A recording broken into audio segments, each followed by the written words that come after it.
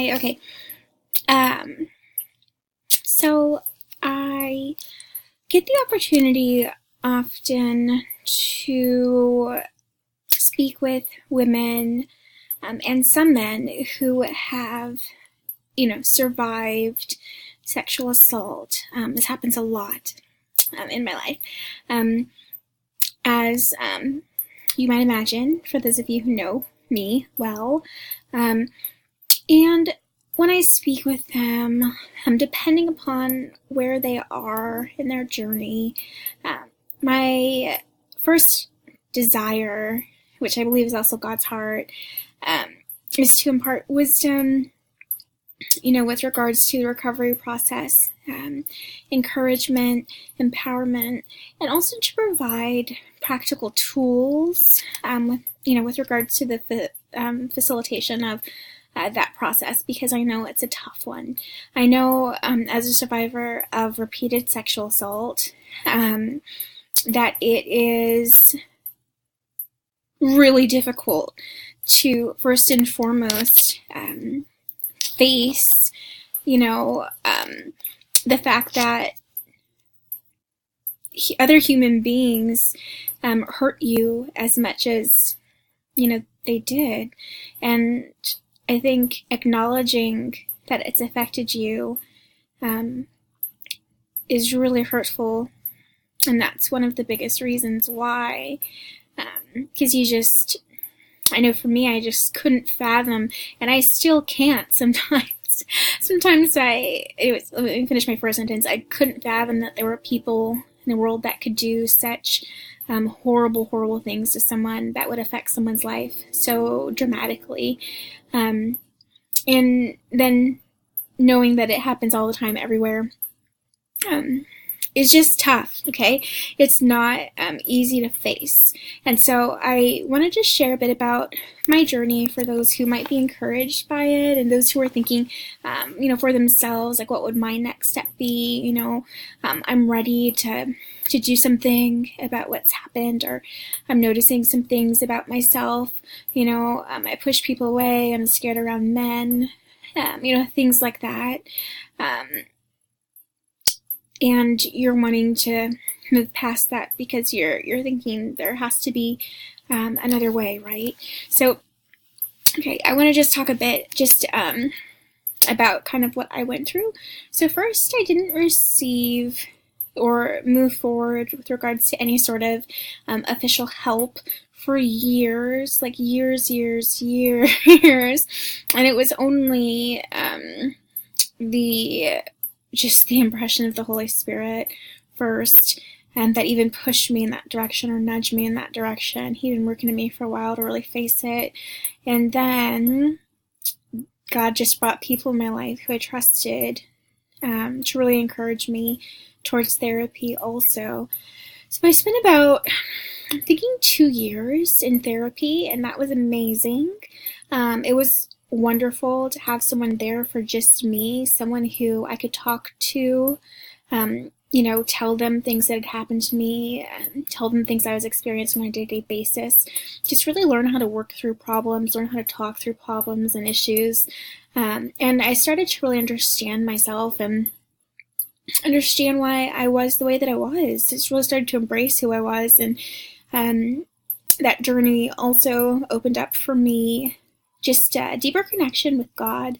I was able to really let Him in to my heart and in places that I hadn't ever before. So it's a wonderful experience all around for me.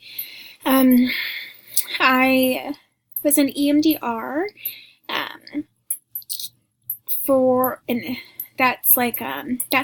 what EMDR does is it eliminates the symptoms of PTSD. So it basically cures PTSD, which is what I had. I don't anymore, praise God, but I did, and it's hard for me, it's hard for me to really remember what that felt like to have PTSD, because I don't have it anymore, but it was difficult. I would panic. I could not be alone with a man in a room, even just like a friend or like a father figure. I would flip out, and it wasn't something that happened it wasn't like like a mental, like thought process type freaking out. It was genuinely a physical reaction. So something happens physiologically in your body when you experience the type of terror that you go through when you are undergoing a sexual assault. So my body would just react whenever I saw a man. Sometimes I would be in a state of panic for a couple of days. So EMDR really helped me not have to go through all of that. That's a fantastic process. I don't experience panic attacks anymore. I don't have any sort of triggers. I used to not be able to even hear about a rape. It would trigger something in me, and I would go into panic mode. So again, it's an actual genuine physiological response. Now I can research rape, I can watch pornographic films, which I do for the journalistic endeavor that I'm doing for this year. I expose myself to it so that I know what I'm kind of facing, and I don't get triggered. I don't have any sort of physiological response, which is absolutely amazing. And I just had a few sessions of EMDR, so that if you're experiencing that anxiety, that would be a good option too. And then also, the last part of my journey of just healing and recovery, that kind of really solved the whole, everything that was left over, I think, was solved. And it's called SOZO, and you may have heard of it. You can look it up. It's SOZO. I had a SOZO appointment, and what that is it's like a prayer meeting with someone else. It was just a spirit-led time of prayer where I was able to kind of see God in a different light, and my connection with Him was healed and restored through just a process of forgiveness for things that had happened, the process of understanding who He is and, quote unquote, where He was during that time when I was being so abused. And one of those, and I didn't need to go back to therapy. I was completely healed, set free after that. So SOZO, that was like the last part of my healing journey. And now I am just kind of moving forward with just doing what I believe I'm called to with regards to just ending sexual assault and advocating towards equality for men and women, or between men and women. So I think that's helpful too, I guess I should say, is just sharing your story,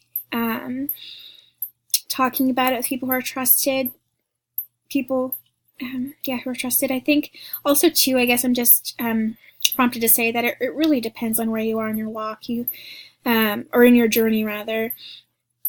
I earlier on in my recovery, I would share with people and just get a bad reaction from them. Some people don't always know how to process things, and for whatever reason. So I think you just got to use wisdom with who you talk to about until you get to a specific place. Now I can share with anyone, and it doesn't affect me. So so I'm just gonna leave a few resources in the link below, like in the comment section. Free therapy, EMDR at a very low price. It costs thousands of dollars, and I got mine for free. What else? Oh, yeah. The RAINN website, they have like online therapy. You can talk to someone 24 hours a day. That was really helpful for me. In between finding a therapist, I'm just going to leave, where you can find, book a SOZO appointment. I'm just going to leave that information down there. And, just praying that, God leads you and that you take steps in the direction that will benefit you and enable you to walk in your destiny that you were called to. So, these are the tools that have helped me get to where I am. So, okay, that's